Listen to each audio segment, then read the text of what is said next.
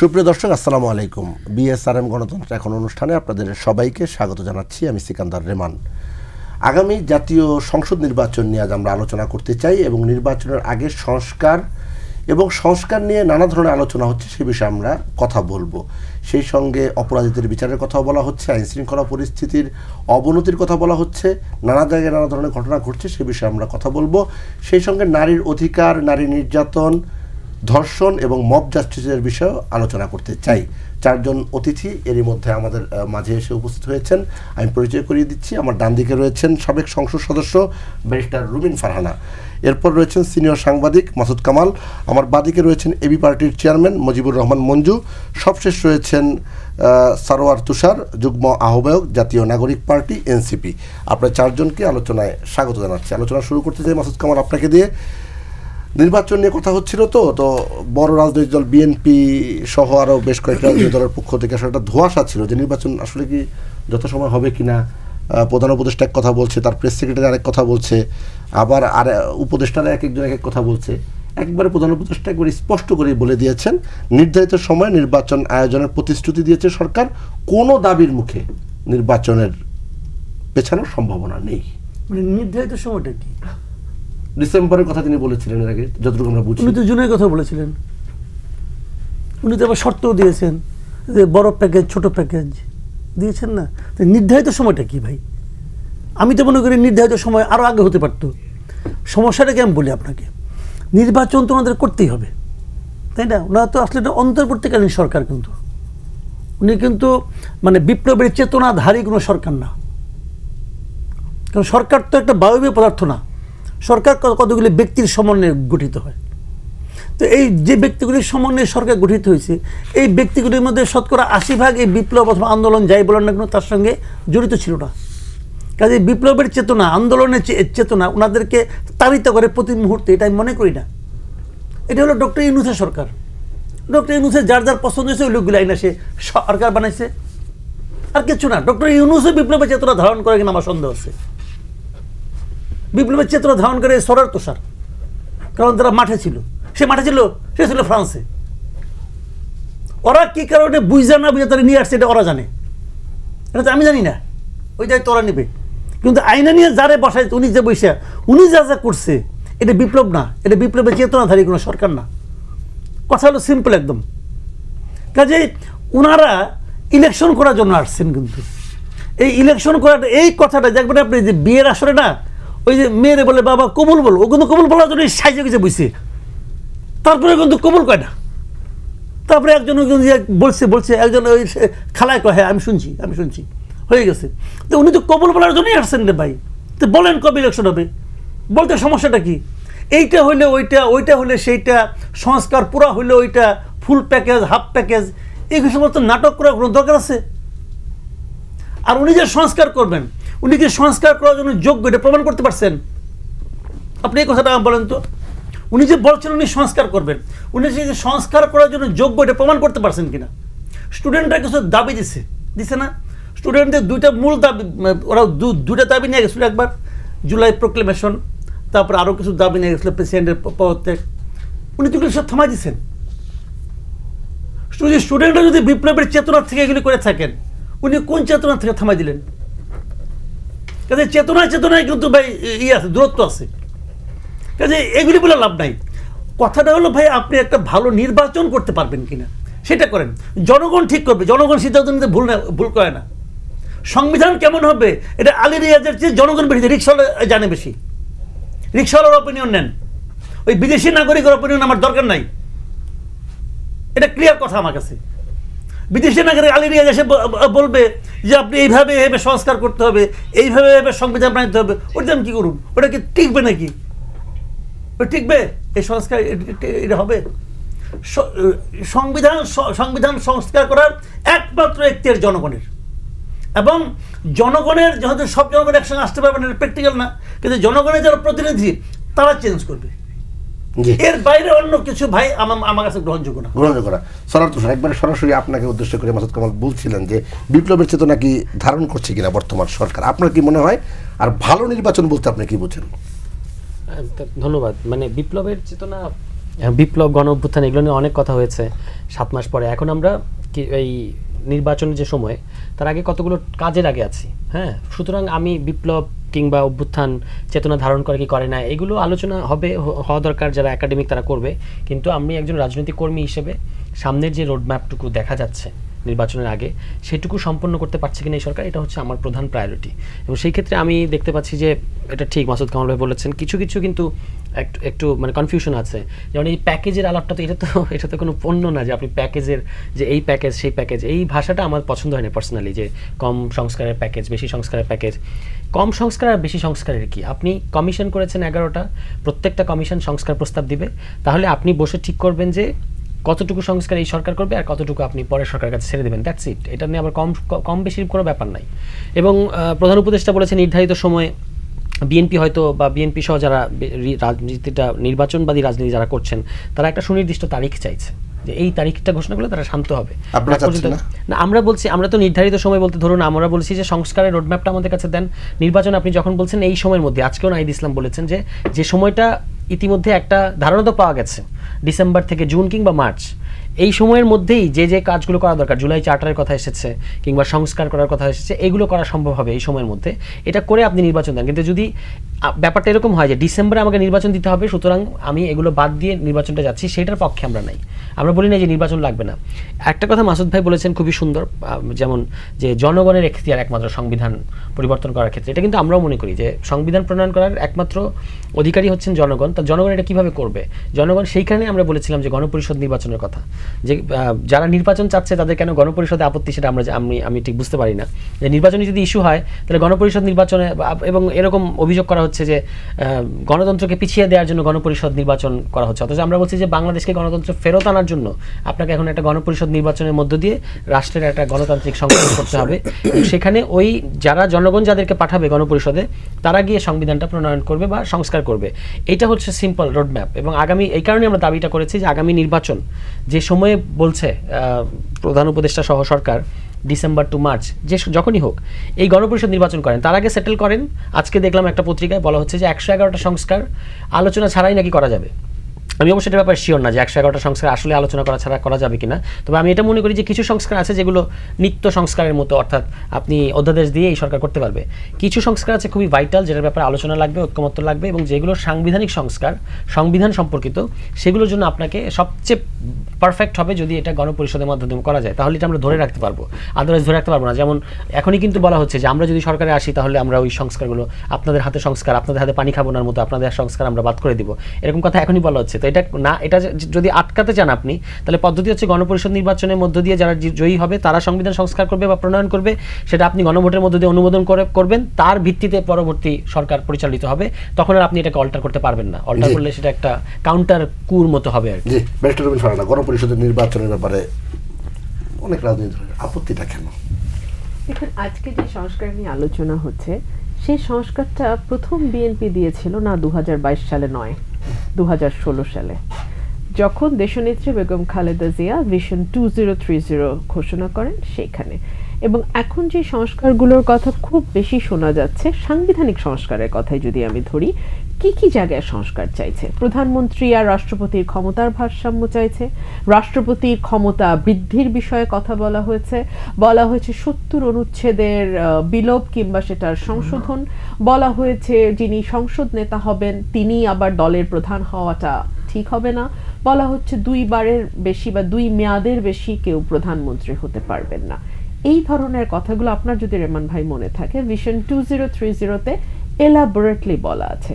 সেই ভিশন 2030-কে মূল ধরে আমরা 27 দফা প্রথমে হয় সকল রাজনৈতিক দল, তারপরে 31 দফায় একটা ঐক্যমতে রাজনৈতিক দলগুলো পৌঁছায়। কেবলমাত্র আওয়ামী লীগ এবং আওয়ামী লীগের সঙ্গে যারা অ্যালায়েন্স ছিল সেই সময়, তাদের জোটে ছিল, তারা বাদ দিয়ে বাকি যেই রাজনৈতিক দলগুলো শক্তিশালীভাবে মাঠে ক্রিয়াশীল ছিল গত 15-20 বছর, তারা সকলেই কিন্তু এই 31 দফার ব্যাপারে একমত হয়। এবং আমি মনে করি আজকে ছাত্রদের যে নতুন সংগঠন, তারাও যে পরিবর্তন বা যে সংস্কারের কথাগুলো বলছে, সেগুলো মোটা দাগে আমাদের এই 31 দফার মধ্যেই আছে, বিএনপির 31 দফার মধ্যেই আছে বা ভিশন 2030-র মধ্যে আছে। এখন প্রশ্ন হচ্ছে যে এই সংস্কারটা করতে গেলে পার্লামেন্টের কোনো অসুবিধা আছে নাকি? না, আমাদের সংবিধানেই বলা আছে যদি 2/3 মেজরিটি আপনার দলের থাকে, কিংবা যদি 2/3 মেজরিটি তো ঠিক না, 2/3 ভোট যদি আপনি জোগাড় করতে পারেন, সেটা আপনার দল হতে পারে, অন্য দল থেকেও যদি কেউ আপনাকে ভোট দেয়, জোটের সঙ্গী হয়ে অ্যালায়েন্স হয়ে যদি কেউ করতে পারে, 2/3 ভোটে আপনি সংবিধানকে সংশোধন করতে পারবেন। এখন প্রশ্ন হচ্ছে নতুন করে সংবিধান লিখবার কথা কি বলছে? এই কথাগুলো কিন্তু আমরা আগে শুনেছিলাম, নতুন সংবিধান প্রণয়নের কথা।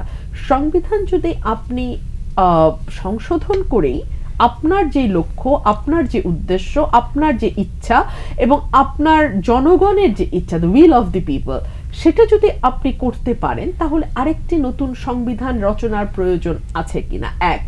দুই হচ্ছে একটি দল বলবে বা দুটি দল বলবে হ্যাঁ তারপরেও নতুন সংবিধান রচনার প্রয়োজন আছে, 5টি দল হয়তো বলবে না নতুন সংবিধানের প্রয়োজন নেই, এটাকেই আমরা কাটছাট করে সংস্কার করতে পারবো।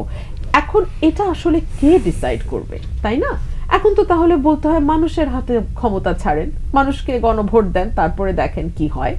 অর্থাৎ পুরো প্রক্রিয়াটি কিন্তু জটিল থেকে জটিলতর হবে। আমি সামনে কিন্তু খুব একটা চমৎকার ন্যাশনাল কনসেনসাসের সরকার গঠিত হবে, একটা খুবই চমৎকার এনভায়রনমেন্টের মধ্যে দিয়ে আমরা নির্বাচনের দিকে ধাবিত হচ্ছি, এটা আমি ব্যক্তিগতভাবে একজন রাজনৈতিক অতি ক্ষুদ্র কর্মী হিসেবে আমি এটা দেখি না।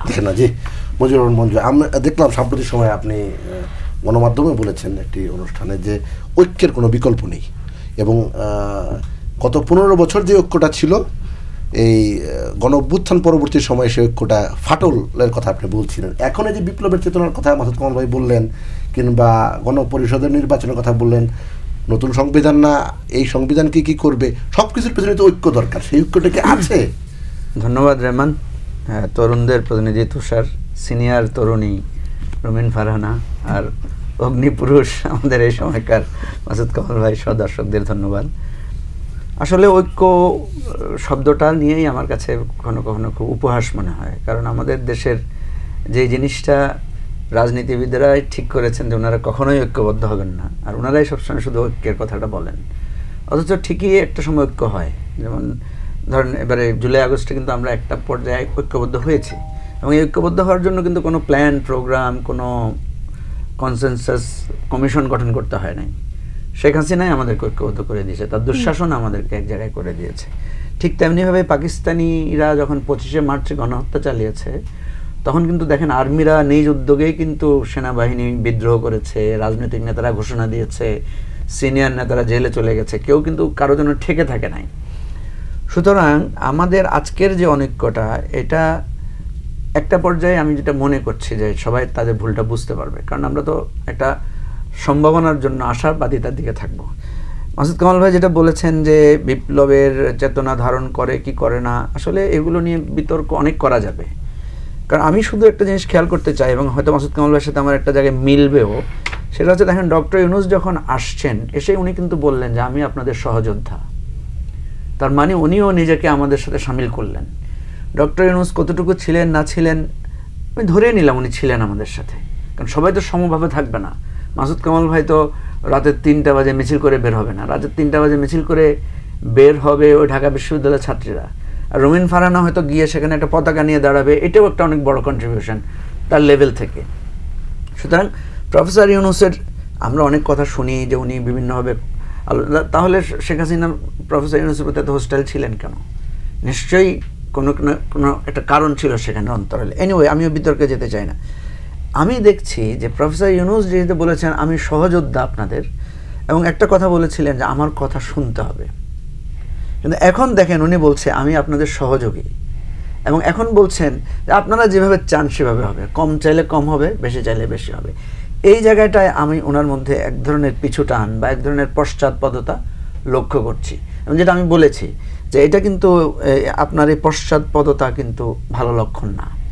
কারণ হচ্ছে দেখেন পৃথিবীতে মানে মানুষের অথরিটির বিভিন্ন পর্যায়ে থাকে, নির্বাচন একটা অথরিটি দেয়, গণ অভ্যুত্থান কিন্তু নির্বাচনের চাইতে বড় অথরিটি দেয়, এবং যেটা বলে যে বিপ্লব করে, বিপ্লব তো আরও বেশি অথরিটি দেয়, বিপ্লব তো পুরো রাষ্ট্র বদলায় ফেলে। ধরুন আমরা যে মুক্তিযুদ্ধ করেছি, কী হয়েছে, পুরো রাষ্ট্রের নামই বদলে গেছে, মানচিত্র বদলে গেছে, সীমানা বদলে গেছে, সব কিছু, তো গান বদলে গেছে, জাতীয় সঙ্গীত বদলে গেছে, প্রতীক বদলে গেছে, সব কিছু বদলে গেছে। তাহলে এটা কত বেশি অথরিটি দেয়। সুতরাং গণ অভ্যুত্থান একটা অথরিটি দেয়, যেটা ডক্টর ইউনূসকে দেয়া হয়েছে, বা ডক্টর ইউনূস এটা যে কোনো কারণে হোক উনি পেয়েছেন। মাসুদ কামালের সাথে আমি একটু দ্বিমত করবো যে আমাদের কাছে তো অ্যাকচুয়ালি ডক্টর ইউনূসের চাইতে কোনো বেটার অপশন ছিল না। এবং আপনি দেখেন যখন গণভবনে ডাকা হয়েছে কোনো দল তো প্রতিবাদ করে না, আমরা তো অনেকে ছিলাম, গণভবনে ছিলাম, সেখানে সবাই সমর্থন দিয়েছে। তুষারের মনে থাকার কথা, তোমরা কি কারো কাছ থেকে পেয়েছো যে কেউ কেউ উষ্মা প্রকাশ করেছে যে ডক্টর ইউনূসকে কেন দেওয়া হলো? প্রকাশ্যে করে নাই কেউ, কেউ সেটা করে না। আমরা প্রকাশ্যটাকেই ধরে নিব, ভেতরেরটা তো অবশ্যই ভেতরটাকে তো আর কাউন্ট করতে পারবো না। তাহলে ডক্টর ইউনূসকে সবাই মেনে নিয়েছে, এবং উনি শুধু উনি যে বলেছেন আমার কথা শুনতে হবে, আমরা কিন্তু শুনেছি ওনার কথা। উনি কিন্তু যেভাবে ওনার খুব কাছের লোকদেরকে নিয়ে উনি মানে এই উপদেষ্টা পরিষদটা গঠন করেছেন, আমার জানা মতে কেউ এই উপদেষ্টা পরিষদটাকে পছন্দ করেননি, কারণ আমরা ওদেরকে চিনি অনেককে, তাদের যোগ্যতা। আমরা আলোচনা থাকবো, আবার আসবো। তারপরে ওনাকে তো সমর্থন দেওয়া হয়েছে। ঠিক আছে, আপনি সুপ্রিয় দর্শক, আপনারা দেখছেন বিএসআরএম গণতন্ত্র। এখন ছোট একটা বিরতি নিয়ে ফিরছি, আশা করি আমাদের সঙ্গে থাকবেন।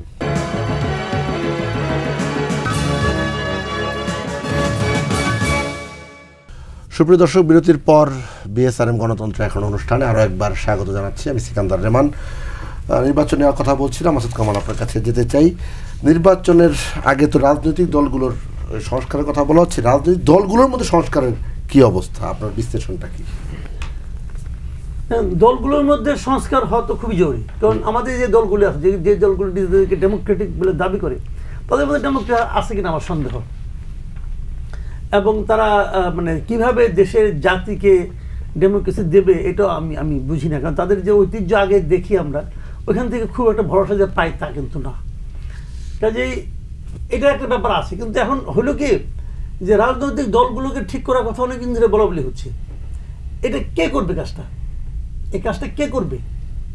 ইলেকশন কমিশনের কিন্তু কিছু আইন কানুন আছে, সেই আইন কানুনগুলো ইলেকশন কমিশনকে প্রয়োগ করে। আমি একটা এক্সাম্পল দিয়ে বলি আপনাকে। আমি ইলেকশন কমিশনে বলা হয়েছে যে কোনো পলিটিক্যাল পার্টি, কোনো ছাত্র অঙ্গ সংগঠন থাকবে না তো। কিন্তু আমরা সবাই জানি যে বিএনপির অঙ্গ সংগঠন হলো ছাত্রদল, আওয়ামী লীগের ছাত্রলীগ ছিল যেটা নিষিদ্ধ হয়ে গেছে, জামাতের ছাত্র শিবির, এটা তো আমাদের বুঝতে কোনো অসুবিধা নেই, এটা আমার মানে নাবালক বাচ্চাও বুঝে তো। এটা কী কারণে বোঝানো হয় বলে বুঝে। যখন আমরা দেখি যে রিজভী আহমেদ সিগনেচার করে বলে যে তোমাকে ছাত্র দলের অমুক পদে নিয়োগ দেওয়া হলো, আশা করি তুমি ভালোভাবে দায়িত্ব পালন করবা, সিগনেচার করে ওনার এই আসে, চিঠি আসে, তখন কি প্রমাণ হয়? এটা তার অঙ্গ সংগঠন। এখন এইটা নিয়ে যদি কালকে অন্য দলগুলো যায় ইলেকশন কমিশনে, যে আপনাদের আর পিও তো আছে, থাকতে পারবে না, কিন্তু বিএনপির তো আছে, এই দেখেন এই চিঠি, তাহলে রিজভী আহমেদের চিঠি কেমন ইস্যু করলো যদি তা যায়। এবং যদি নির্বাচন কমিশন মেরুদণ্ড সম্পন্ন হয়, তাহলে তো গণতন্ত্রের 12টা বেজে যায় দলের মধ্যে। তো আমাদের যারা নির্বাচন কমিশন বাইসে তেমন লোক কেন হয় যে অথর্ব মানে মেরুদণ্ড বেকার হয়ে গেছে, ফিজিক্যালিও আর সবভাবে মেরুদণ্ড মানে আছে কিনা সন্দেহ। কারণ এতটাকে অ্যাকশন নিতে পারবে? বিদেশে হলে তো সঙ্গে সঙ্গে ওই চিঠি দেখে অ্যাকশন নিত, কারো যাইতে হতো না, বলতো তুমি ওই চিঠি কে বেশি করলা, পাল্টাও তুমি করতে না, করছে তো সে প্রতিদিনই করতেছে। তো এখন এইগুলি গণতন্ত্রটা কিন্তু একা একা হবে না। আপনি আশা করবেন যে আমি একা একা গণতন্ত্রী হয়ে যাব, তাহলে তো দুনিয়াতে থানা পুলিশের দরকার পড়ে না, সবাই ভালো হয়ে গেলেই হয়। আপনি সবাইকে বলেন তুমি যদি চুরি করো তো এটা মহাপাপ, তুমি দোজকে যাবা, হ্যান যাবা, তন যাবা, সবাই যদি বিশ্বাস করে তাহলে তো আর কিছু লাগে না রে ভাই দুনিয়া। কিন্তু তারপর তো লোকে মানে না, বাস্তবতা মানে না। এখানেও সে একই জিনিস হচ্ছে। আপনি যদি মানাইতেন যে তুমি পলিটিক্যাল পার্টি করছো, তোমার পার্টির মধ্যে ডেমোক্রেসি থাকতে হবে, এই মানানোর অনেক আইন কানুন আছে কিন্তু গভর্নমেন্টের কাছে, সরকারের কাছে আছে, ইলেকশন কমিশনের কাছে আছে। তারা যদি মানাইতে পারতো, মানতো, সবাই জানে যে এভাবেই চলছে, এভাবেই চলবে, তো গণতন্ত্র আপনি দলের মধ্যে কেমনি করে আশা করবেন? সেটা হবে না। তবে আমি যে জিনিসটা বলি আপনাকে সেটা হলো জানেন, যদি অবাধ এবং সুষ্ঠু নির্বাচনটাও হয়, যে মানুষ তার স্বাধীন মতো তার ইচ্ছা মতো ভোটটা দিতে পারবে, এবং যে ভোটটা সে দেবে সেই ভোটটা ঠিকঠাক মতো গোনা হবে, এইটা যদি নিশ্চিত করা যাইতো, 2-3টা ইলেকশন হলে পরে দেখবেন সব ঠিক হয়ে যেত। কিন্তু আমরা তো 2টা ইলেকশন হতে দেই না। যদি একটা হয়, পরেরটা আবার আমরা ক্যারিকেচার শুরু করি যে কিভাবে আমার লোককে তত্ত্বাবধায়ক গভর্নমেন্টের প্রধান বানানো যায়, কিভাবে কার বয়স বাড়াইতে হবে কমাইতে হবে, এগুলি করে মিডিয়া ট্রেনে আমরা একটা সাইজ করি। কিন্তু মানে এত বড় ঘটনার পরেও কি রাজনৈতিক দলগুলোর শিক্ষা হবে বলে আপনি মনে করছেন না? কেমনি করে বলেন হবে শিক্ষা হবে? আওয়ামী লীগ যে ভুলগুলি করছে, এই ভুলগুলি কি এখনকার পলিটিক্যাল পার্টিগুলি একটার পর একটা করতেছে না? আপনি বলেন করতেছে কিনা? করতেছে না। যে ভুলের কারণে আওয়ামী লীগকে প্রায় সমূলে উৎপাদিত হয়ে যেতে হলো, এত বড় দল, সেই ভুলগুলি চান্স পেলে কোন পার্টি করতেছে না? আপনি আমাকে বলেন দেখি। এই যে 2 দিনের দল জাতীয় নাগরিক পার্টি, তারাও তো করতেছে এই কাজগুলি, করতেছে না? তারা বিভিন্ন অফিসে অফিসে যায় না, খবর পাই না? পাই তো ভাই। কি ওরা কি জানে না এর পরিণতি কি? পরিণতি তো ওরাই ঘটেছে, এই কাজটা ওরাই করছে। তাই করতেছে কেন? আবার হেলিকপ্টার উঠতে হবে কেন ওনাদের? ওই 2 জনের কি কারণে উঠতে হবে? সিট খালি আসলো, হইলো ভাই কিছু এটা তো উঠলো কেন? এটা কি আগে ছাত্রলীগ করতো, এখন ওনারা উঠেন। আবার পরের দিন দেখি বিশাল এক স্ট্যাটাস দেয় সার্জিস আলম, যে জনগণ কত ভুল করতেছে। জনগণ উনি যে সারাদিন কাজ করেন, জনগণ ওইটা দেখে না, খালি ওনার স্ট্যাটাসটুকু দেখে, কেন খালি ওনার ভিডিওটুকু দেখে। এই আবার স্ট্যাটাস দেবে, জনগণকে আবার জ্ঞান দেয়। এই কাজ আপনার ছাত্রলীগের সাবধান করতো না? করতো তো ভাই, জ্ঞান দিত পাবলিকের, সমানে জ্ঞান দিত যে কী করতে হবে। তো এখন বিষয়টা হলো এখানে, প্রবলেমটা হলো মাথায় মাথায় মগজের প্রবলেম। এটা ইতিহাস থেকে তো শিক্ষা না নেই, এটা তো ইতিহাসের পাঠ। এটা তো আমরা বহুদিন ধরে বলতে বলতে পুরানা কথা হয়ে গেছে। শিক্ষা তো নিচ্ছে না। চরম পরিণতি কী হয় 2 দিন আগে দেখা গেছে, কিন্তু 2 দিনে সব ভুলে গেছে, সবাই গেছে। বিএনপির আচরণ দেখেন আপনি, বিভিন্ন প্রত্যন্ত অঞ্চলে যান, দেখেন না কি অবস্থা। প্রত্যন্ত অঞ্চলে যাই দেখেন, যেখানে যে যে পয়েন্টে চাঁদাবাজি হইতো, সব পয়েন্টে আগের চেয়েও বেশি চাঁদাবাজি হচ্ছে, খালি লোকটা চেঞ্জ হয়ে গেছে ভাই। এটা আপনি সাংবাদিকতা করেন, আপনি জানেন না, দেখেন না, সবাই দেখতেছে তো হয়েছে। তো তারা কি জানে না এই চাঁদাবাজির ফল কি? আগে যারা করতো তারা তো বিতাড়িত, এবং এরা মনে করতেছে আমি কোনোদিন বিতাড়িত হবো না, আমি এখানেই থাকবো। তো হয় এটা। জি সরোয়ার তুষার, রাজনৈতিক দলগুলোর, আপনার নতুন রাজনৈতিক দল, মানুষ অনেক আশা ভরসা নিয়ে আপনাদের দিকে তাকিয়ে আছে, তো সেক্ষেত্রে আপনারা কি আশ্বস্ত করবেন? না, আমরা তো এখনো আতুর ঘরে। জি, সুতরাং আতুর ঘরে এত অভিযোগ না, অভিযোগ ধরেন সামাজিক যোগাযোগ মাধ্যমের একটা অভিযোগকে ধরে যদি কোনো একটা দলের শীর্ষস্থানীয় নেতা তিনি যখন এটা নিয়ে মানে কোনো বক্তৃতা করেন, তখন তো সেটা মানে রাজনৈতিক হয় না, আচরণটা রাজনৈতিক হয় না। সামাজিক যোগাযোগ মাধ্যমে প্রতিদিনই তো অনেক ধরনের তথ্য অপতথ্য এগুলো আসছে, এবং কোনোটারই কোনো কংক্রিট প্রমাণ নাই। অভিযোগ তো মানে আমরা তো পরিষ্কার বলেছি যে আমাদের বিরুদ্ধে যদি কোনো অভিযোগ থাকে, সেটা আমরা সেখান থেকে যদি এমন থাকে যে সমালোচনা, এটা আমরা শিখবো, আর যদি অভিযোগ থাকে তাহলে ব্যবস্থা নেওয়া হবে, এটা খুব পরিষ্কার। কিন্তু মানে আমাদেরকে যদি এখন আপনি বিএনপি বা আওয়ামী লীগের মতো দলের সাথে তো একই ইয়েতে তুলনা করেন, তাহলে একটা দিক থেকে এটা ভালো যে আমরা যে আমলে নেওয়ার মতো একটা শক্তি হয়ে উঠছি, এটা প্রকাশ পায় এটা থেকে। কিন্তু আমরা তো এখনও অনেক মানে টাইম টু গো, যে মানে একটা ভালো কিছু আমাদের সম্পর্কে বা সমালোচনা করার জন্য আরেকটু সময় দিতে হবে। কারণ আমরা যেদিন আত্মপ্রকাশ করলাম তার পরের দিন থেকে রমজান শুরু হলো, এবং এখনও পর্যন্ত আমরা সেই অর্থে সাংগঠনিক কোনো কার্যক্রম সারা দেশে শুরু করতে পারিনি, যদিও আমাদের কিছু কিছু স্বাভাবিক রুটিন কাজ চলছে, এটা আরেকটু সময় দিতে হবে। আমরা মনে করি যে যেগুলো, তবে মাসুদ কামাল ভাই যেগুলো প্রায়ই বলেন, এগুলো কিন্তু আমাদের খুব কাজে লাগবে আর কি। কারণ হচ্ছে যে এইগুলো থেকে আমরা শিখবো যে কোথায় কোথায় আমাদের ভুল হচ্ছে, বা কেউ কেউ ব্যক্তি হিসেবে যদি কোনো অন্যায় কাজ বা একটু ভুল কাজ করে ফেলে, তাহলে এটা সমাধান এই ধরনের সমালোচনার মধ্য দিয়ে হবে। এবং আগে তো সমালোচনা করার পরিবেশটা ছিল না, এখন সমালোচনাটা করা যাচ্ছে, এবং আশা করি যে আমরা সমালোচনা করার জন্য মাসুদ কামাল ভাইয়ের উপর কেউ কখনো চড়াও হবে না, এরকম আমরা এখানে আলোচনা করবো। সেই সুযোগ পাবেন কিনা চড়াও হওয়ার? না, মানে আমি বলছি যে ধরেন আমরা সেই ধরনের রাজনৈতিক দল হতে চাই না যে ছাত্রলীগ বা আওয়ামী লীগ যেটা করতো, যে অমুকে আমার সমালোচনাই করতে দিত না, মানে আপনি এখান থেকে কথা বলে যাবেন, নিচের থেকে আপনাকে তুলে নিয়ে চলে যাবে। তো আমরা বলছি যে ওই রকম বাংলাদেশ আমরা চাই না, আমরা হই আর যেই হোক, মানে অন্য কোনো দলও যেন এটা না করে। সমালোচনা করাটার মানে একটা ইয়ে থাকতে হবে, আগামী নির্বাচনের পরে যে দল ক্ষমতায় আসবে, আমরা কি সেই দলের সমালোচনা করব না? আমরা যদি ক্ষমতায় আসতে পারি, কিংবা যদি কোনো কোয়ালিশন ক্ষমতায় আসে, তাদের কি সমালোচনা হবে না? এখন সেই সরকার যদি এটার ব্যাপারে অসহিষ্ণু হয়, তাহলে তো এই আগের বাংলাদেশে আমরা ফেরত গেলাম। আমি বলছি যে ওইটা হওয়াটা উচিত হবে না, কথা বলতে দিতে হবে এবং সমালোচনাটা হোক, তাতে করে আমাদের সংশোধনের জায়গা থাকবে। আমরা এটা ঠিক যে রাজনৈতিক দলগুলো পুরোপুরি যে তৃণমূল পর্যন্ত আগের মতো আচরণ করতে পারছে বা নতুন করে আচরণ করতে পারছে সেটা না, কিন্তু আকাঙ্ক্ষা আছে, শীর্ষ পর্যায়ে থেকে কিন্তু শান্তির অনেক বাণী শোনানো হচ্ছে। তো সেটা আশা করি যে কাজ করবে, সেই ধরনের যদি কোনো পদক্ষেপ দলগুলো নেয়। আপনাদের প্রতি সাধারণ মানুষের অনেক আকাঙ্ক্ষা, তো এত আকাঙ্ক্ষার পরে আপনাদের দলের শীর্ষ নেতা যখন বরিশালে যায়, সেখানে গিয়ে কেন মানে এরকম ইয়ের মধ্যে না পড়ে? সেখানে কি হয়েছে ওখানে তো যেমন আমি ধরুন- জানতে চাচ্ছি কি না হয়েছে। না আমি বলছি যে কি হয়েছে, যে ওখানে তো এমন না যেভাবে বলা হচ্ছে যে এনসিপির 2 গ্রুপ, আমাদের তো এখনো বরিশালে কোনো কমিটি নাই, তো এনসিপির 2 গ্রুপ হবে কিভাবে? ছাত্ররা মানে নানা কারণে ইমোশনাল এবং নানা কারণে হচ্ছে অনেক ক্ষোভ তাদের আছে, তারা মনে করছে তাদের কথাটা কেউ ঠিকমতো শুনছে না।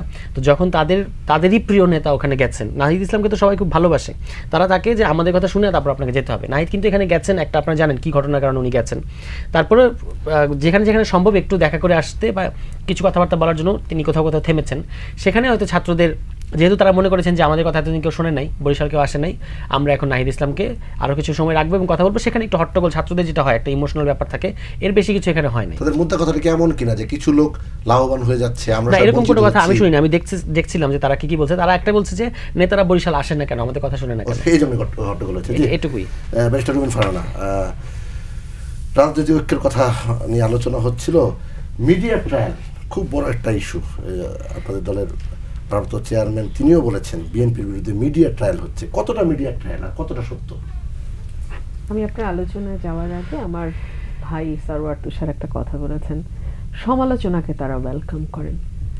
আমি আমার অভিজ্ঞতা বলি, গত 15 বছর যখন কেউ কথা বলে নাই, একদম কেউ না, মাঝখানে 13, 14, 15 একটা মানুষকেও খুঁজে পাওয়া যায় নাই, খুব ভোকাল ছিলাম, খুব ভোকাল।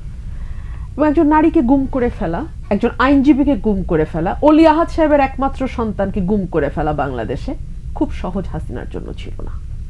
তো হাসিনা কি করেছে? তার হাতে অস্ত্র ছিল মামলা দেয়া, আমার বিরুদ্ধে মামলা হয়েছে ডিজিটাল সিকিউরিটি অ্যাক্টে। আরেকটা শক্তিশালী অস্ত্র ছিল হাসিনার হাতে, সামাজিক যোগাযোগ মাধ্যমে ছাত্রলীগ যুবলীগকে লেলিয়ে দিয়ে আমার ব্যাপারে কুৎসিততম কথাবার্তা প্রোপাগান্ডা চালানো, যেটা হয় বাংলাদেশের প্রেক্ষাপটে নারীরা থেমে যায়। গণ আন্দোলন যখন হলো জুলাই অগস্টে, আমরা তো কত নারীকে দেখেছি ফোরফ্রন্টে, কোথায় তারা, কোথায় হারিয়ে গেছে? 1 মাসও পারে নাই ট্রোলের ধাক্কা নিতে। 15 বছর আওয়ামী লীগ সিস্টেম্যাটিক্যালি আমার ক্যারেক্টার অ্যাসিসিনেট করেছে। আমার ভাই এখানে উপস্থিত, আমি তাকে সামনে রেখে বলছি, তারাও কিন্তু তার ব্যতিক্রম নয়। আজকে যখন আমি এনসিপির সমালোচনা করি, তাদের সেই ভাইরাও কিন্তু একই ধরনের কুৎসিত ভাষায় একই ধরনের মন্তব্য করে, যেই মন্তব্যগুলোর সাথে আমার বক্তব্যের কোনো সম্পর্ক নাই, রাদার আমার অনেক কিছুর সম্পর্ক আছে, যে আমার বক্তব্য বাদ দিয়ে, আমার রাজনীতি বাদ দিয়ে, আমার চিন্তা বাদ দিয়ে। সো আওয়ামী লীগের পান্ডাদের থেকে নতুন পান্ডারাও যে খুব ডিফারেন্ট কিছু, এটা ভাবার কোনো কারণ নাই। 1, 2 হচ্ছে সমালোচনাকে ওয়েলকাম করা কঠিন, এই জন্য একটা গণতান্ত্রিক পরিবেশ দরকার হয়, দীর্ঘদিনের গণতন্ত্র চর্চার ব্যাপার আছে, গণতন্ত্রের মধ্যে দিয়ে যাওয়ার ব্যাপার আছে, ট্রায়াল অ্যান্ড এরারের মধ্যে দিয়ে একটার পর একটা মোটা দাগে সুষ্ঠু নির্বাচনের ব্যাপার আছে। 90-এর পরে কিন্তু বাংলাদেশ একটা ট্রেনের মধ্যে উঠেছিল, অন্তত সেখান থেকে আবার পড়ে যেতে হয়েছে।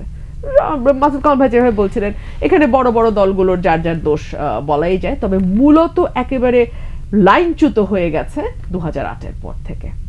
সো এরকম একটা অবস্থায় দাঁড়িয়ে নতুন একটা রাজনৈতিক শক্তি চাইলেই পারবে আমাকে জেন্ডার আক্রমণ না করতে, জেন্ডার বেসড আক্রমণ না করতে, এটা বোধহয় বেশি আশা হয়ে যায়। আমি আওয়ামী লীগের সময় শুনতাম আমি পাকিস্তানের দালাল, আইএসআই এর এজেন্ট।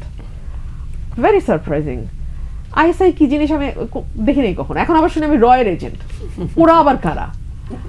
মানে না, এটা দেখেন পলিটিক্স কত ডার্টি হতে পারে, ফিল্ড পলিটিক্সটা কত নোংরা হতে পারে। এই বাচ্চারাও নতুন রাজনীতির কথা বলছে, কিন্তু আমাকে রয়ের এজেন্ট ডাকতে 2 বার চিন্তা করছে না কেন? কারণ আমার সাজগোজ বাঙালি। Very unfortunate, very unfortunate.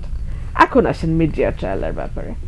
হ্যাঁ, মিডিয়া ট্রায়াল তো আসলে গত 7 মাস ধরে আমরা দেখলাম যে নানান রকম খবর বিএনপির ব্যাপারে আসছে, তার মধ্যে অতিরঞ্জিত খবর আছে, তার মধ্যে সত্য খবরও আছে। ইভেন আপনার টকশোতে আমি বলেছিলাম যে নির্বাচন বিলম্বিত হলে বিএনপির নেতা কর্মীদের চাঁদাবাজি নিয়েও অনেক খবরের কথা শোনা যেতে পারে। তো আমার কাছে দল জানতে চেয়েছে, আমি রিপোর্ট জমা দিয়েছি এবং আশা করি দল সেটার উপরে ব্যবস্থা নেবে। দল কিন্তু ইতিমধ্যে 2000 নেতাকর্মীকে বহিষ্কার করেছে। এটা যদি একটা শক্ত সিগন্যাল না হয়, তাহলে আসলে যেহেতু বিএনপি এই মুহূর্তে ক্ষমতায় নাই, বিএনপির পক্ষে আর কি করা সম্ভব আপনি আমাকে বলেন। জনাব তারেক রহমান তো এটাও বলেছেন যে আমি যদি আগামীতে রাষ্ট্র পরিচালনার দায়িত্বে আসি, আমি তাদের বিরুদ্ধে কেবল যে দল থেকে বের করার সিদ্ধান্ত নেব বা দলগতভাবে আমরা শৃঙ্খলা ভঙ্গের জন্য শাস্তি দেব তাই নয়, আমি তাদের বিরুদ্ধে ফৌজদারি কার্যবিধির মামলাও চালাবো। আমার প্রশ্ন হচ্ছে, বাংলাদেশে তো এখন একটা সরকার আছে, তাই না? 8 তারিখের পর থেকে, অগস্টের 8 থেকে শুরু করে আজকে মার্চ মাসের 21 তারিখ, তো একটা তো সরকারি 7 মাস 7.5 মাস ধরে আছে। তারা কেন যথাযথ ব্যবস্থা নিচ্ছে না? যেখানে যার বিরুদ্ধে যে অভিযোগই আসুক না কেন, ব্যাপারগুলোকে একটা পর্যায়ে যেতে হয়, ব্যাপারগুলো নিয়ে অনেক হইচই হয়, তারপরে ধীরে আস্তে সরকারের টনক নড়ে। কেন আমি কথাটি বলছি? আজকেই দেখছিলাম একজন উপদেষ্টা রেজওয়ান আপা, তিনি বলেছেন আর একটা মন্দির, আর একটা আমরা ভাঙতে দেব না, আমরা মাজার ভাঙতে দিব না। ইতিমধ্যে 93টা মাজার ভাঙা হয়ে গেছে, এখন উনি এই কথাটি বলছেন। নারীদের উপরে শুরু থেকে মরাল পুলিশিং চলছিল, নারী পোশাক কি পরবে, নারী বাইরে কি খাবে কি খাবে না, নারীর ফুটবল খেলা হবে কি হবে না, নারীদের আপনার আরও যে যে মানে সাংস্কৃতিক অনুষ্ঠানগুলোতে আমাদের মহিলা অ্যাক্ট্রেস বা যারা সিনেমা করেন, মডেলিং করেন, ওনারা যেতে পারবেন কিনা, ওনারা দোকান উদ্বোধন, শ্রমিক মল উদ্বোধন করতে পারবেন কিনা, এগুলো নিয়ে এক ধরনের তৌহিদি জনতার বক্তব্য ছিল। আমরা কিন্তু সরকারকে চুপ থাকতে দেখেছি। সরকার যখন চুপ থাকে, তার মানে সরকারের যে একটা ট্যাসিট অনুমোদন আছে, এটা বুঝতে হলে আপনাকে রকেট সায়েন্স বুঝতে হয় না। এই যে একটা পর একটা ঘটনা, কিছুদিন আগে তুলসী গাবার্ড বললেন ভারতের মাটিতে দাঁড়িয়ে যে উগ্রবাদের, ইসলামের উগ্রবাদের নিয়ে তিনি চিন্তিত বাংলাদেশের পরিস্থিতি নিয়ে। কখন বললেন? যখন ভারতের মাটিতে হিন্দু মুসলমান দাঙ্গা হচ্ছে এবং 34 জন হতাহত হয়ে গেছে ওই দিন পর্যন্ত, তুলসী গাবার্ডের বক্তব্য যেদিন দিল সেদিন পর্যন্ত একটা শব্দ তুলসী গাবার্ড বলেন নাই, কিন্তু উনি বাংলাদেশ নিয়ে বলছেন। অনেকে বলছে এনটিভি তাকে ঠেলে দিছে ওই প্রশ্ন করে। ওনার মতন পজিশনে যিনি আছেন, যার অধীনে কতটা জানি মানে 25-30টা করে গোয়েন্দা সংস্থায় যার অধীনে, FBI, CIA, যা আপনি চিন্তা করতে পারেন সব তার অধীনে, she is the head of all গোয়েন্দা সংস্থা, সে ঠেলে দিল, সে বলে দিল না, ব্যাপারটা এত সোজা না।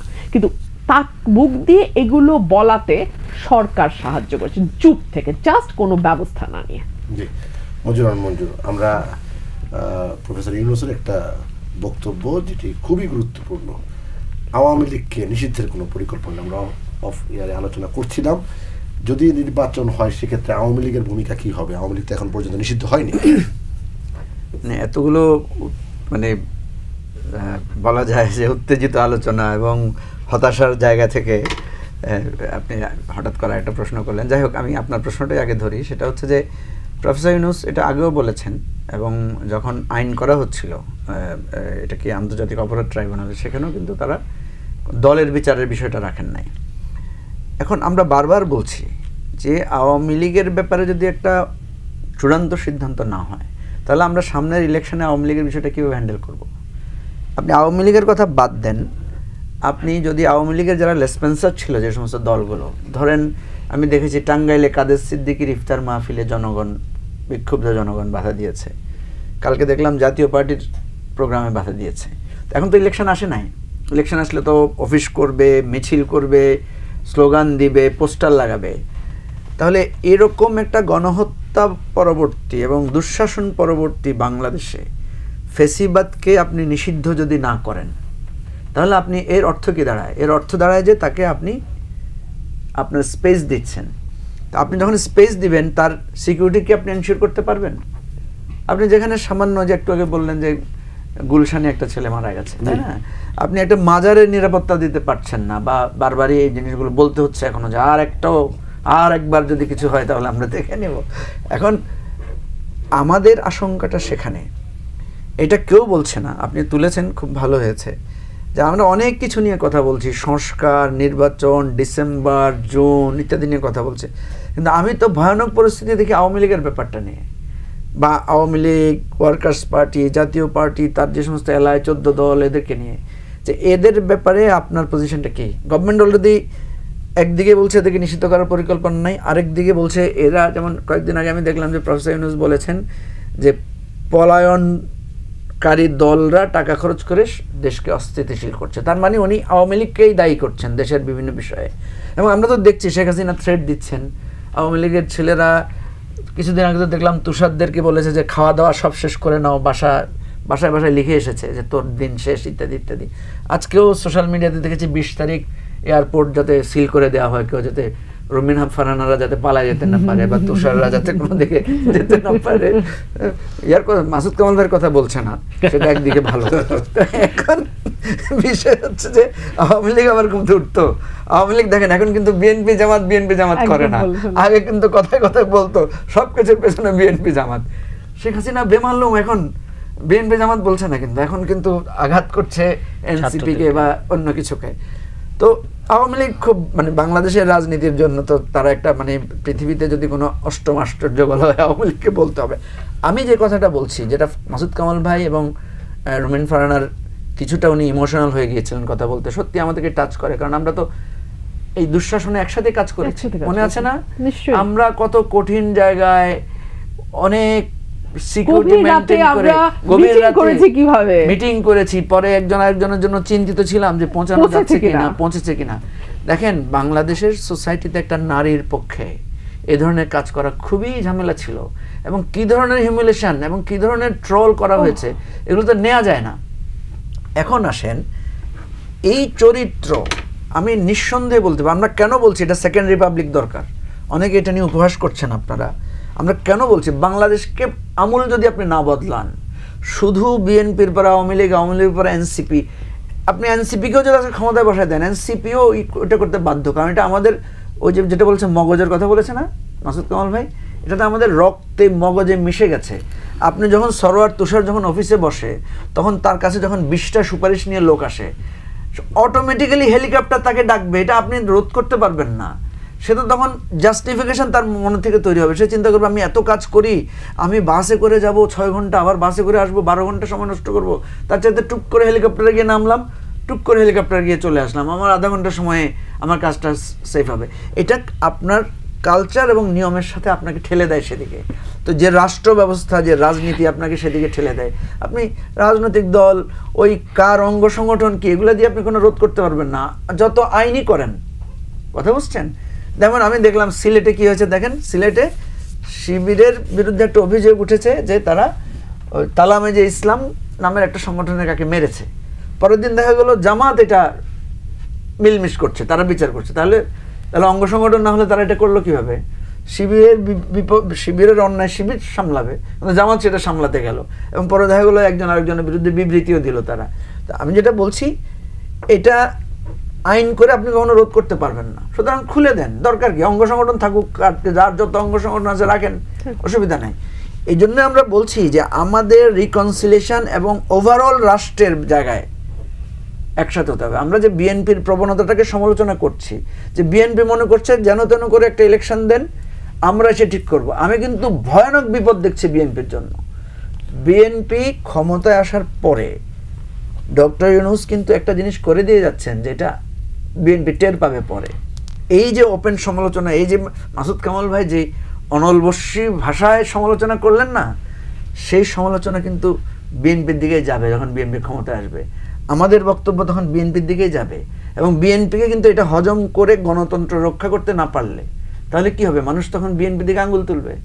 সেই জন্য আমি বলছি যে আমাদেরকে একটা জিনিস বুঝতে হবে, যে রাষ্ট্রের আমূল পরিবর্তনের জায়গাটায় আমাদেরকে এক জায়গায় আসতে হবে। আমাদেরকে এই জায়গায় যদি আমরা ভেতরকার আলোচনায় হোক বা বাইরের আলোচনায় হোক, একটা জায়গায় আসতে হবে যে ভাই ভালো হয়ে যাও, বললাম যে কি মাসুদ ভালো হয়ে যাও, একটা কথা আমাদের সবাইকে বলতে হবে, ভাই আমরা হাসিনার পতন থেকে শিক্ষা নিয়েছি, আমরা এটা আর করব না, আমরা এটা শিখবো। সবাই মিলে এই ধরনের শপথের জায়গায় যেতে পারলে এই রাষ্ট্রটার কিছু হবে। তবে আমি একদম হতাশ না মাসুদ কামাল ভাইয়ের মতো, আমি মনে করি যে কোনো কিছুর একটা ইম্প্যাক্ট আছে। 90-এর পরে কিন্তু আমরা 4-3টা ইলেকশনের একটা বেটার ইম্প্যাক্ট পেয়েছিলাম, কিন্তু ওই যে আবার ডিক্লাইন করেছে। এবারের গণ অভ্যুত্থানের পরে বিএনপির পক্ষে তার আগের চরিত্রে বা ফ্যাসিবাদী চরিত্রে যাওয়া এত সহজ হবে না, বা এনসিপিকে আপনি যেটা বলছেন যে ডিরিল্ড হয়ে যাওয়ারও সুযোগ থাকবে না, কারণ মাসুদ কামাল বেঁচে থাকলে সুযোগ হবে না, সেই সুযোগটা পাবে না। আর আমরা যদি আমাদের সেই মানে ব্যাপারটা যদি আমরা চালু রাখতে পারি, আর আপনাদের মতো অ্যাঙ্কররা যখন আমাদেরকে এই ধরনের সুযোগ দিবেন, তখন আমরা আমাদের লড়াই করে যাব, এবং এই লড়াই করেই বাংলাদেশে বাঁচতে হবে, ছাড়া আর কোনো পথ দেখি না। জি মাসুদ কামাল, অনেক আলোচনা হলো, আমরা আইন শৃঙ্খলা পরিস্থিতি নিয়ে কথা বলবো, সেই সঙ্গে এই যে বিএনপির পক্ষ থেকে যে মিডিয়া ট্রায়ালের কথা বলা হচ্ছে, মিডিয়া ট্রায়ালের বিষয়টা আমি বুঝতে চাই। মিডিয়া ট্রায়াল এটা তো ধরেন বিএনপির যিনি মানে ভারপ্রাপ্ত চেয়ারপারসন চেয়ারম্যান আছেন উনি বলেছেন, উনি আসলে যেটা বলেছেন সেটা হলো যে মানে বিভিন্ন সোশ্যাল মিডিয়া, বিশেষ করে উনি একটা এই ধরনেরই একটা অনুষ্ঠানে বলেছিলেন। তো সোশ্যাল মিডিয়াতে তো মিডিয়া ট্রায়াল হচ্ছে, এটা যে যার মতো করতেছে, এটা খালি বিএনপি এর ভিকটিম তা না, সব দলকেই মানে এভাবে ট্রায়ালে ফেলানো হচ্ছে। এবং ওখানে তো আমরা কনভেনশনাল মিডিয়াতে কি হয়, আপনারা যখন কারোর বিরুদ্ধে কিছু বলেন তখন তো যে ভিকটিম তার একটা বক্তব্য নেন, কিন্তু সোশ্যাল মিডিয়াতে যেটা হয় এখানে তো জার্নালিজম হয় না, এখানে অ্যাক্টিভিজম হয় এক ধরনের। তো ওখানে অ্যাক্টিভিজম যারা অ্যাক্টিভিস্ট যারা আছে তারা তো তাদের বক্তব্যটাকে নানাভাবে প্রচার করার চেষ্টা করে, নানা রকম উত্তেজনা তৈরি করে, এবং ওই সমস্ত লোক আবার গর্ব করে বলেও। কিন্তু আমি এই ধরনের একজন লোকের বক্তব্য শুনেছি একটা বিদেশি টেলিভিশনে, উনি বলেছেন, উনি ওনার যোগ্যতা সম্বন্ধে বলতেছেন আমি মানুষকে উত্তেজিত করতে পারি। তখন মানুষকে উত্তেজিত করতে পারাটা এটা কি ধরনের যোগ্যতা আমি তো জানি না, বাট উনি পারেন এটা। তো এখন এই ধরনের লোক যদি কারোর বিরুদ্ধে, এবং আমি দেখেছি এরা কিন্তু মানে একটা টার্গেট করে নামে যে আজকে ওরা আমি পচাবো, এবং তারা সে পচানোর জন্য সত্য কোনো যুক্তি লাগে না, তো কোনো যুক্তি লাগে না। আমার কাছে খুবই একটা বেশ কিছুদিন আগের কথা, আপনারা সবাই দেখেছেন, বিশেষ করে আমার দেখে খুব খারাপ লাগছে যে আসিফ নজরুল ইসলাম বলতেছিলেন যে যেই দিন ওনাকে বলা হয়েছে উনি নাকি আর্মির ওখানে ছিলেন, উনি বলতেছেন তো আমি তো ঢাকায়, এবং উনি প্রায় পারলে কাইন্দে দেয়। এখন যেই কথাগুলো ওনার বিরুদ্ধে বলছে, তিনি কি পরে আসিফ নজরুলের বক্তব্যের পরে উনি কি ওনার দর্শকদের কাছে নিজের অবস্থানটা ক্লিয়ার করার কোনো প্রয়োজনীয়তা অনুভব করেছেন? করেননি তো। এটা কি আপনারা পারতেন? এটা কি কোনো কনভেনশনাল মিডিয়া পারতো? পারতো না। তার তো কোনো জবাবদিহিতা নাই। সে তো সাংবাদিকতা করে না, সে বলে আমি তো সাংবাদিকতা করি না। এখন তো তুমি কি করো? তুমি তাহলে তুমি ইচ্ছা করলে যে করে বলে দিলা আমি তো ওনাকে দেখলাম ওই ঘটনার অমুকের সঙ্গে এই কাজ করতেছে, বলে দিলেন আপনি। তো এখন এটা তো ট্রায়াল না, এটা তো আমি মনে করি যে মানে কিলিং বলেন, মিডিয়া কিলিং বলেন আপনি, সেটা একদম কিল করে ফেলায়। তার তো একটা ফ্যামিলি আছে, তারই আছে, থাকে কিছু আর। তো এখন সেগুলো তারা করতেছে, এবং তারা আবার পীর, তো তারা পীর, তাই পীরের কিন্তু কোনো নাই, মুড়ি যা কিন্তু পীর কোনো প্রশ্ন করে না, ভুল নাই, পীরের কোনো ভুল নাই, পীর যা বলবো তাই। বাবা বলছে মুড়ির দেশা, কারণ আমাদের এখানে আবার কিছু ব্রাহ্মণ পীরও আছে, ব্রাহ্মণ বংশীয় পীর, ওরা বলতেছে এটা করো, সবাই হ্যাঁ হ্যাঁ যা বলতেছেন দাদা ঠিক আছে, চলছে ভাই। এখন এইগুলি হয়তো উনি, আমার ধারণা উনি হয়তো এইগুলিকে ইঙ্গিত করেছেন, আমি জানি না কাকে ইঙ্গিত করেছেন, এটা উনি ভালো বলতে পারবেন। উনি তো মানে তার মানে কিছু বিষয় নিয়ে আমি খুব বিস্মিত হই মাঝে মাঝে, বিস্মিত হয়ে গেল। উনি ইদানিং কথাবার্তা এত মেপে বলেন, মানে আমি খুব বসে বসে আমি মোটামুটি ছিদ্রের মিশি টাইপ হতো, একসময় তো আপনার কলিগ ছিলাম, আপনারা জানেন। তো আমি কিন্তু বিষয়টা খুব গবেষণা করি যে কোন পয়েন্টটা ধরা যায়, সমালোচনা করা সোজা। এই ভদ্রলোক এখন এত মেপে কথা বলেন, এবং সব তো স্ক্রিপ্টেড না, বলতেছে কথা খুব মেপে কথা বলেন, ধরাও খুব কঠিন। বাট উনি, আমার ধারণা, আমি অনেক দেখেছি এই সমস্ত পীরদের কণ্ঠে বিএনপির বিরুদ্ধে কথা বলতে, হয়তো উনি এটা বলেছেন, কিন্তু এটা বিএনপি জাতীয় পার্টি অথবা আপনার এই যে জাতীয় নাগরিক পার্টি অথবা এবি পার্টি যেই হোক না কেন, আমার কথা হলো কি আপনার সমালোচনা করেন। আমি কিন্তু তুষারের ম্যাচুরিটি দেখে আজকে মুগ্ধ হয়ে গেছি, রাগ করে না, এটা বিরাট সমস্যা একটা। তো এখন প্রশ্ন হলো, আমার কথা হলো কি, ওরা নিজেরাই তো রাগ করবে। আমি কথা বলছি ভালো, আমরা এখন সমালোচনার যোগ্য হয়েছি, এটাও একটা অর্জন, তো ভালো, আমার কাছে ভালো লাগছে। তো আমার কথা হলো কি, এই যে সমালোচনাগুলি নেওয়া, সমালোচনা, কিন্তু যখন আপনি কুৎসা করবেন, সে কুৎসার জবাব সে কি দিবে? তো এখন সেটা হলো, এখন তো ট্রায়াল হচ্ছে না ভাই, ট্রায়ালে তো দুটো পক্ষ থাকে। মাসুদ কামাল ভাই, একটা জিনিস খারাপ হচ্ছে, ধরুন আপনি 10টা কাজ করলেন ভালো, আপনার একটা ভুল হতে পারে না, ওটার জন্য আপনাকে ভারতের দালাল বা আপনাকে পাকিস্তানের দালাল বানায় দিবে, এই প্রবণতাটা সকল সহজ হয়ে গেছে। আমি আপনাকে আমার একটা এক্সাম্পল দিয়ে বলি, আমার একটা কন্টেন্টে 7 মিনিট একটা কন্টেন্ট, 7 না 8 মিনিট একটা কন্টেন্ট ছিল, সেই কন্টেন্টে আমি 3 ধরনের মন্তব্য পাইছি। একজন বলছে আমি হলাম গিয়া আওয়ামী লীগের আগামী সাধারণ সম্পাদক হচ্ছি, আওয়ামী লীগের দালাল। আরেকজন বলছে বিএনপি আসলে আপনাকে একটা পদ হবে, কারণ আপনি বিএনপির 5-8টা হয়ে গেছেন। আরেকটা বলতেছে আমি নাকি জামাতের দোসর। তো এখন আমার কথা হলো যে একটা কন্টেন্ট আমি একটা বলি, আগামী দিনে আপনি কেয়ারটেকার চিফ হওয়ার সম্ভাবনা আছে। তো এখন কোশ্চেনটা হলো কি, এগুলো ট্যাগ করতে তো কোনো পয়সা লাগে না, আর তার কোনো জবাবদিহিতাও নাই। বলে দিলেন এই বিষয়গুলো আসলে আনহেলদি আমি মনে করি। আমার মনে হয় তারেক রহমান ওই দিকে ইঙ্গিত দিয়েছেন, এগুলি হওয়া উচিত না। তরুণ প্রজন্মের নেতা আছেন সরোয়ার তুষার, তার কাছ থেকেই জানবো ট্যাগিং এর রাজনীতির বিষয়ে। না, ট্যাগিং তো এখন শুরু হয় নাই, ট্যাগিং ছিল লম্বা সময় আওয়ামী লীগ সোশ্যাল মিডিয়ায়, এবং সোশ্যাল মিডিয়ার ট্যাগিং শুধু সোশ্যাল মিডিয়া। এখন যেমন হচ্ছে কি যে কুৎসাটা সোশ্যাল মিডিয়ায় রটানো হচ্ছে, আমরা বিরক্ত বা মন খারাপ হচ্ছে, যার সাথে হচ্ছে তার সাথে এটা ঘটছে, কিন্তু এগুলোর তো সিরিয়াস লাইফের উপর ইমপ্লিকেশন ছিল আওয়ামী লীগ আমলে। একটা সোশ্যাল মিডিয়ার ট্যাগ দিয়ে তারপর যেভাবে আক্রমণ করা হতো একজনের জীবনের উপরে, এইগুলো ঘটনা অসংখ্য ঘটেছে, এবং সেই ট্যাগিং বিরোধী বুদ্ধিবৃত্তিক তৎপরতাও ছিল। আমরা অসংখ্য কথাবার্তা বলেছি, কিন্তু এটা থেমে যায় নাই। মানে আমাদের একটা আশা আছে যে গণ অভ্যুত্থান যেহেতু একটা অনেক বড় ব্যাপার, এরপরে আগের বাংলাদেশে যা ঘটেছে তার কিছুই ঘটবে না, আমরা একদম ক্লিন ফ্রেশ থাকবো। কিন্তু বাস্তবতা তো সেরকম না। বাস্তবতা হচ্ছে যে আগের মতো অনেক কিছুই রয়ে গেছে, সেগুলোর বিরুদ্ধে সংগ্রামও এটা সিসিফাসের মতো, যে পাথর উপরে ঠেলবো আবার এটা নেমে আসবে, আবার করতে হবে, কখনোই পাথরটা ওখানে গিয়ে পুরোপুরি থেকে যাবে না, মানে আপনাকে এটা সবসময় করতে থাকতে হবে। তো এটা আছে, সমালোচনাগুলো আছে, এবং যেটা সবচেয়ে পজিটিভ সেটা হচ্ছে যেগুলো প্রচলিত রাজনৈতিক দল যারা মানে পাওয়ার টেক ওভার করে সাধারণত, তাদের তো এক ধরনের রাজনীতি আছে। এখন এই বাংলাদেশে কিন্তু তারা এই সমস্ত ছোট ছোট বিষয়, মানে ছোট সকাল ছোট ছোট বিষয় আমলে নিতে বাধ্য হচ্ছে, এটা করা যাবে না ওটা করা যাবে না, এগুলো তারা প্রতিনিয়ত বলতে বাধ্য হচ্ছে। এটা খুবই পজিটিভ জিনিস। সুতরাং আমি মনে করি যে একটা হচ্ছে যে যদি কারোর লাইফের উপর থ্রেট করা হয়, হ্যাঁ, তাহলে সেটার বিরুদ্ধে অনেক ব্যবস্থা নেওয়ার সুযোগ আছে। ঠিক আছে, মানে আগের মতো সেই সাইবার সিকিউরিটি কিংবা ডিজিটাল নিরাপত্তা আইনের অপব্যবহার না হলেও মানে আইনগতভাবে অনেক ব্যবস্থা নেওয়ার সুযোগ আছে। আমাকে যদি কেউ সমানে জীবনের উপর থ্রেট দিতে থাকে, তো আমি কি চুপচাপ বসে থাকবো নাকি? আমাকে তো একটা ব্যবস্থা নিতে হবে। কিন্তু এর বাইরে হচ্ছে কিছু জিনিস আছে, সচেতনতা তৈরি করতে হবে যে এই ট্যাগিংগুলো কী হয়, শিবির ট্যাগ দিলে কী হয়। আমরা কিন্তু একটা লম্বা সময় পার করে এসেছি। প্রথমে কারোর বিরুদ্ধে ট্যাগ দিলে আমরা বলার চেষ্টা করতাম ওই লোকটা শিবির না, অর্থাৎ শিবির হলে করা যাবে, এই কথার ভেতরে কিন্তু এটা থাকে। তারপরে আমরা এটা বলতে শিখেছি যে শিবির হলেই কেন আপনি মারবেন তাকে। তারপর হচ্ছে একইভাবে নাস্তিক হলেই কেন একটা লোক নাস্তিক, আপনি তাকে ট্যাগ দিয়ে কি মারতে পারবেন? এই জিনিসগুলো এসছে সমাজে, এবং এখনও এই সমাজে সচেতনতা আছে, সেটা থাকতে দিতে হবে। কিছু লোক এটা করে এবং করবে, মানে উত্তেজনা তৈরিতে, তো মানে এটা তো খুব উত্তেজনা তৈরিতে কোনো দায়িত্ব নিতে হয় না। কিন্তু আমরা মনে করি যে দায়িত্বশীলতা এখনকার ইয়াং যারা পলিটিক্স, বুদ্ধিভিত্তিক চর্চা সহ নানাভাবে নেতৃত্বের পর্যায়ে আছে, তাদের মধ্যে এই সচেতনতাটা আছে, এবং তাদের উপর ওই সমালোচনার চাপটাও রাখতে হবে। তাহলে হচ্ছে তারা মানে কখনো মানে ওই যেটা বলে যে তাৎক্ষণিক যে মব মেন্টালিটি, সেটার মধ্যে সেটার ফাঁদে পড়বে না। জি, মিস্টার রুমিন ফারহানা, একটু ভিন্ন প্রসঙ্গে যেতে চাই। সাম্প্রতিক সময়ে আলোচিত বিষয়ে নারী নির্যাতন, আমরা ট্যাগিং নিয়ে কথা বলছিলাম, তো নারী নির্যাতন, ধর্ষণ, এবং একটা জিনিস খেয়াল করবেন, যখন বাংলাদেশে এর আগেও আমরা রিপোর্টেও দেখেছি একটা ঘটনা শুরু হয়, সেটা ধারাবাহিকতা থাকে। মাগুরার পরে দেখলাম আমরা আরও বেশ কয়েক জায়গায় একই জিনিস হচ্ছে।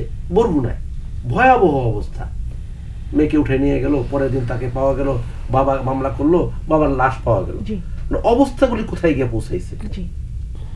একজন নারী হিসেবে না, আমি একজন আইনজীবী হিসেবে আপনার বক্তব্যটা জানতে চাই। আইনজীবী হিসেবে আমার বক্তব্য হচ্ছে, বাংলাদেশে নারী ও শিশু নির্যাতন দমন আইন 2001-এ হয়েছিল, সংশোধিত হয় 2003-এ।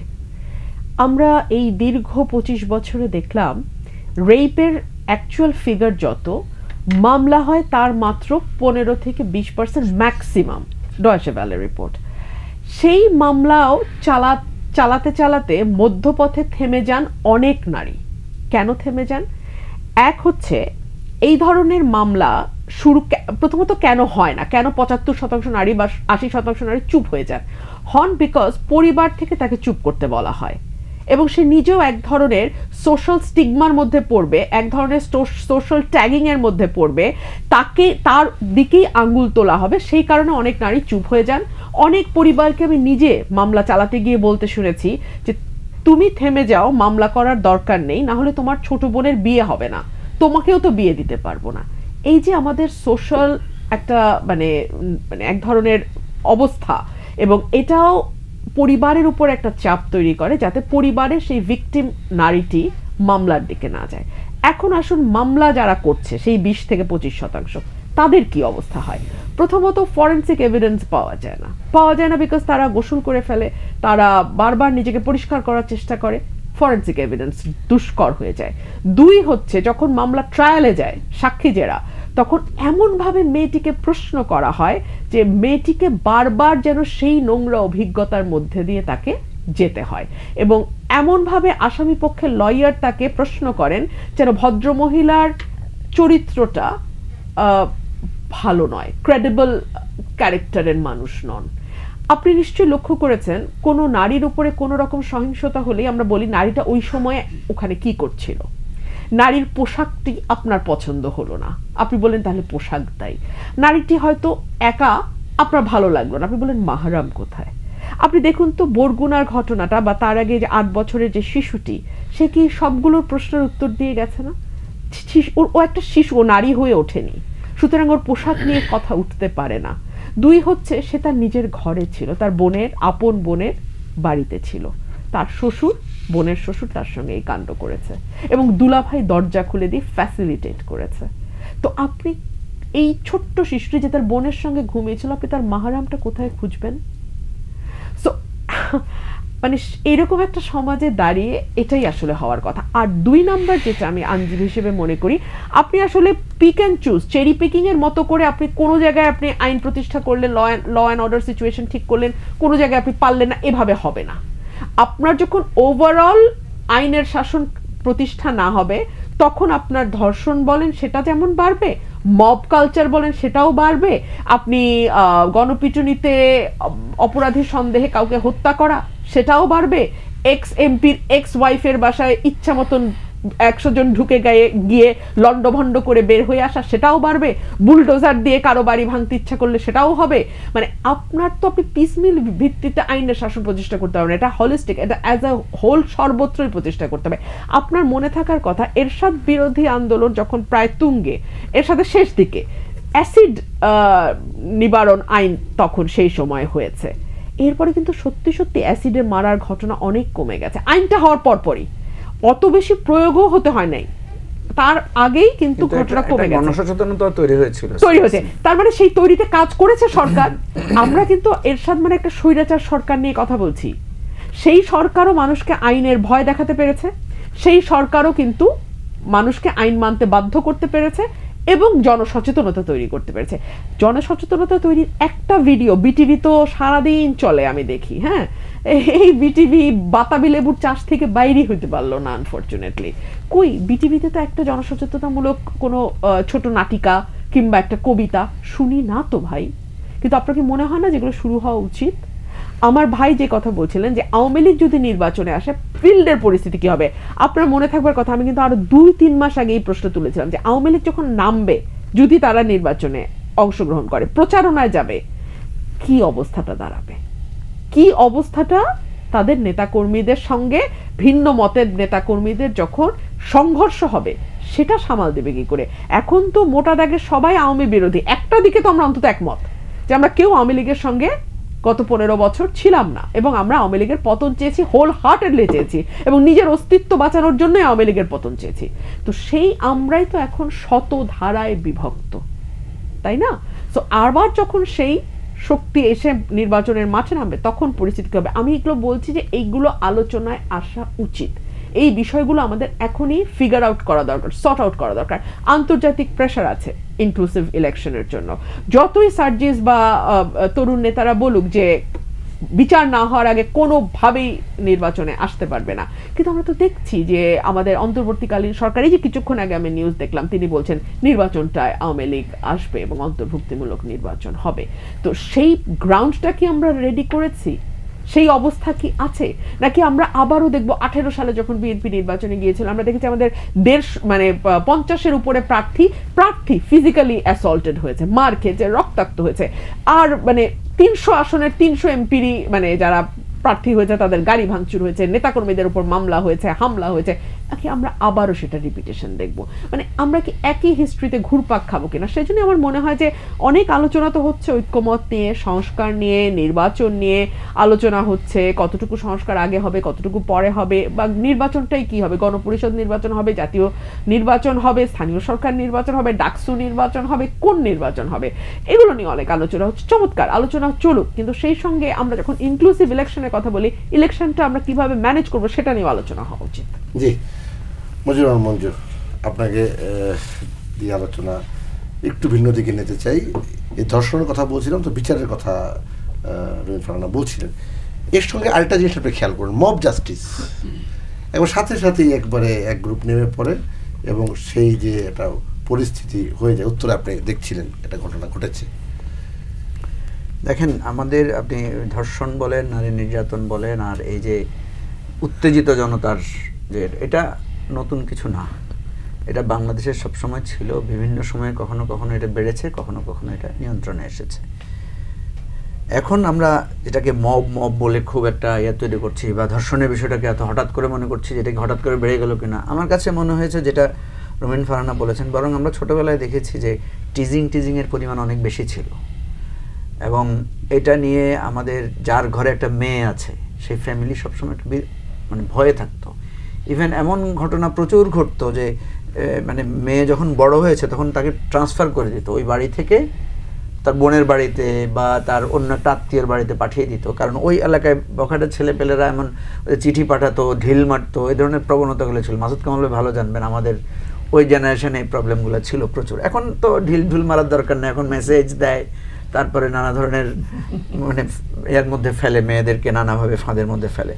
তো আমি যেটা বলছি যে সত্য কথা, যে পরিমাণ নির্যাতন বা যে পরিমাণ নিপীড়নের শিকার নারীরা হয়, তার চাইতে খুব কম জিনিস আমরা পাবলিকলি পাই। অনেক কিছুই আমাদের এই সমাজ ব্যবস্থা চেপে যায়, বলে না, এটার কারণে। শুধু তাই না, উল্টা ঘটনাও আছে। যে রুমিন ফারহানা তো নিজের কথা বললেন, আমি আপনাকে একটা আমার নিজের ব্যক্তিগত ঘটনা বলি।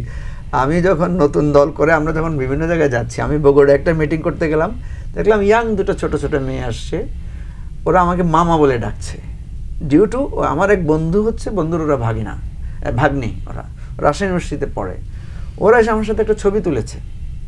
বিশ্বাস করেন, ওই ছবি নিয়ে আমি যে পরিমাণ ট্রলের শিকার হয়েছি, ঠিক আছে, যে উনি তো এখন এই সেই, মানে যত ধরনের বাজে কথা বলা যায় সব কিছু। আমি যেটা বলছি যে আমাদের সমাজ ব্যবস্থা এই যে অন্যকে সুযোগ পেলে হেয় করা। আপনার ধরেন রেমান, আপনার 10টা কাজ, ওই যে আমি যেটা বললাম যে আপনার, আমি আরও একটা উদাহরণ দেই, এটা হয়তো রুমিন একদম মন খারাপ করতে পারে। রুমিনের একটা হিস্ট্রিক্যাল ঘটনা আছে জানেন, যে সে যখন ওই যে এমপি অবস্থায় উনি যখন ওই যে প্লটের জন্য অ্যাপ্লাই করেছেন, তখন দেখলাম যে ওনার বিরুদ্ধে ব্যাপক আমাদের বন্ধু বান্ধবরা করছেন। তখন আমি একটা ফেসবুকে একটা পোস্ট দিয়েছিলাম, আমি লিখেছিলাম যে রুমিন এত ফাইট করেছে, এত কিছু করেছে, হ্যাঁ রুমিনের এটাকে আমরা সমালোচনা করব, কিন্তু তাই বলে তার অতীতের অবদান তো সব শেষ হয়ে যেতে পারে না। আমি কিন্তু কথাও বলেছি ওনার সাথে, উনি বলেছেন যে আমি আসলে সেটা আলাদা বিষয়, কিন্তু এই যে আমি উইথড্র করেছি সেটা নিয়ে কেউ আলোচনা করে। আমার কথা হচ্ছে যে একটা ত্রুটি থাকলে আমি কেন আমি এটা করতে পারি না, যে ওনার এই 10টা অবদান আছে, 20টা অবদান আছে, সেটাকে স্বীকৃতি দিয়ে আমি ওই একটা পার্টিকুলার জায়গার সমালোচনা কেন করতে পারি না? মুহূর্তের মধ্যে সবকিছু বিলীন হয়ে যায় কেন মানুষের? তাহলে তো মানুষ এভাবে সমাজে তো আপনি আর মানুষ বসবাস করতে পারবে না। আমাদের মধ্যে এই জন্য বলছি যে একটা সোশ্যাল কন্ট্রাক্ট, জাতীয় সনদ, এটাই রাইট টাইম। আর কখনো আর সেই সুযোগ আসবে না। ডক্টর ইউনূস যেটা বলেন যে একটা জাতীয় সুযোগ এসেছে, এই সুযোগটাকে সবাই কাজে লাগান, আমি এই কথাটাকে অ্যাপ্রিসিয়েট করি। আপনি যে কথাটা বলেছেন যে মব বা এটা, দেখেন আমাদেরকে একটা ফ্যাসিবাদী ব্যবস্থায় আমরা এমন জায়গায় চলে এসেছি যে যেখানে আমাদেরকে এই জায়গায় নিয়ে এসেছে শেখ হাসিনার বিচার কী হবে আমি জানি না, কিন্তু আমি মনে করি এই ভদ্র মহিলা বলবো না, মানে দুষ্কৃতিকারী মহিলা বলবো, কারণ এই মহিলার শাস্তি শুধু এই পৃথিবীতে হলে হবে না, যদি আরও কোনো পৃথিবী আরও যত মানে অনন্তকাল থাকবে, অনন্তকাল তার শাস্তি পেতে হবে, কারণ সে আমাদের সভ্যতা সব ধ্বংস করে দিয়ে গেছে। দেখেন এখন আমরা যে একটা ন্যায়ের কথা বলবো সেটাও বলতে পারছি না, কারণ বললে আমাদেরকে বলবে যে আপনারা ফ্যাসিবাদকে আবার প্রশ্রয় দিচ্ছেন। সে কথাগুলো যেটা আমাদের মানে মাসুদ কামাল বললেন যে ওনাকে একজনে বলছে যে আওয়ামী লীগের দালাল বাইরতে দিতে বলছে। এখন এই যে আমরা যেমন ধরেন আমরা যদি 5ই আগস্টে মানুষ যে নেমে এসেছে, মানুষ যে মানে পুলিশকে প্রতিরোধ করেছে, মানুষ যে গণভবন মানে একটা ধ্বংসস্তূপে পরিণত করেছে, মানুষ যে 32 নম্বর ধ্বংসস্তূপে পরিণত করেছে, এটাকে আপনি কি বলবেন? মব বলবেন না স্বতঃস্ফূর্ত জনতার বিক্ষোভ বলবেন? একদিনের ঘটনাটা পরবর্তী যখন ধারাবাহিকভাবে থাকে তখন সেটা কি বলবেন? আমাদের কথা হচ্ছে পৃথিবীর প্রত্যেক বিপ্লবী এক অর্থে মব, পৃথিবীর প্রত্যেক গণ অভ্যুত্থানই এক অর্থে মব, কিন্তু যখন এটা হয় এটাকে আবার একটা স্বাভাবিক ধারায় ফিরিয়ে আনতে হয়। আমরা এখনো স্বাভাবিক ধারায় ফিরিয়ে আনতে পারি নাই, যার কারণে কিছু হলেই মানুষ আইন হাতে তুলে নিচ্ছে। এই জায়গায় আমি বর্তমান সরকারের ফেলিউরটা দেখি যে হ্যাঁ আওয়ামী লীগ খারাপ করেছে, শেখ হাসিনা সব ধ্বংস করে গেছে, এটা বলে তো আমি বাঁচতে পারবো না। আমাকে তো বলতে হবে যে শেখ হাসিনা ধ্বংস করেছে, আমাকে গড়তে হবে। এবং এই গঠনের জায়গায় আমি যে ফেলিউরটা দেখি যে সরকার মানুষকে ধরেন আজকে যদি ডক্টর ইউনূস যেভাবে ইন্ডিয়ার একটা প্রোপাগান্ডার বিরুদ্ধে সবাইকে দাঁড়িয়ে বলেছে, তাহলে ওটা কিন্তু কাজ হয়েছে, কিন্তু কি বলেন কাজ হয়েছে না? এখন যদি দাঁড়িয়ে সবাই মিলে হাতে হাত রেখে আমরা বলতে পারতাম যে এনাফ ইজ এনাফ, এখন থেকে কোনো মব, এখন থেকে কোনো এই ধরনের আপনারা আইন হাতে তুলে নেবেন না, এই ধরনের একটা উদ্যোগ কেন ডক্টর ইউনূস এখন নিচ্ছেন না? সেটাই আমি মনে করি নেওয়া খুবই জরুরি। কারণ স্বাভাবিক অবস্থায় না পর্যন্ত আমরা যখন গাড়িকে নিউট্রালে নেই না, স্বাভাবিক অবস্থায় নিয়ে না আসা পর্যন্ত গিয়ার চেঞ্জ করতে পারবে না। স্বাভাবিক অবস্থায় রাষ্ট্রটাকে এখনো আনা হয় নাই, আনার উদ্যোগ নেওয়া হয় নাই। আমি অবিলম্বে এটা উদ্যোগ নেওয়ার দাবি জানাচ্ছি। অসংখ্য ধন্যবাদ মুজিবুর রহমান মঞ্জু, সরওয়ার তুষার, মাসুদ কামাল এবং ব্যারিস্টার রুমিন ফারহানা। সুপ্রিয় দর্শক, আপনারা যারা এতক্ষণ বিএসআরএম গণতন্ত্র এখন অনুষ্ঠানটি দেখছিলেন, আপনাদেরকেও ধন্যবাদ ও কৃতজ্ঞতা জানিয়ে আজকের অনুষ্ঠান এখানে শেষ করছি। সবাই ভালো থাকবেন, সুস্থ থাকবেন। আল্লাহ হাফেজ।